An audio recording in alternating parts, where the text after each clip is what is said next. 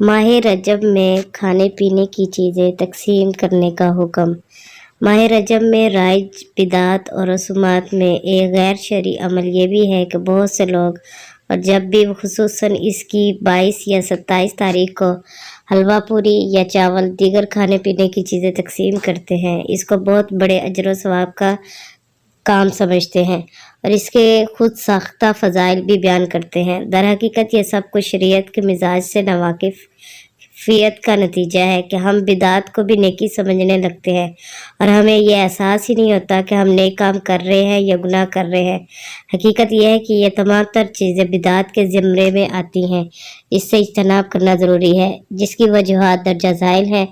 Number 1، ماہ رجب میں کھانے پینے کی چیزیں تقسیم کرنے کی رسم قرآن و سنت حضرات صحابہ اکرام تابعین اعظام سے ہرگز ثابت نہیں ہے۔ یہی بات اس کی ممانعت کے لیے کافی ہے۔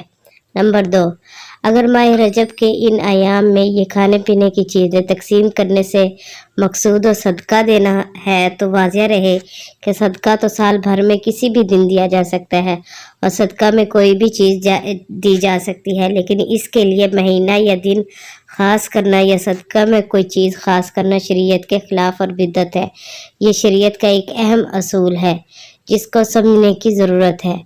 نمبر 3، اگر ماہ رجب کے ان ایام میں یہ کھانے پینے کی چیزیں تقسیم کرنے سے مقصود کسی شخصیت کے لیے ایصال ثواب ہے تو واضح رہے کہ ایصال ثواب کے لیے نہ تو کوئی دن یا مہینہ خاص ہے اور نہ ہی کوئی کھانے پینے کی چیز تقسیم کرنا ضروری ہے، بلکہ ایصال ثواب تو کسی بھی نیک عمل کا کیا جا سکتا ہے۔ اس لیے ایصال ثواب کے لیے بھی مہینہ یا دن خاص کرنا یا ایصال ثواب میں کوئی چیز خاص کرنا شریعت کے خلاف ہے۔ آج کی میری یہ ویڈیو تھی، آئندہ ایک نئی ویڈیو کے ساتھ حاضر ہوں گی۔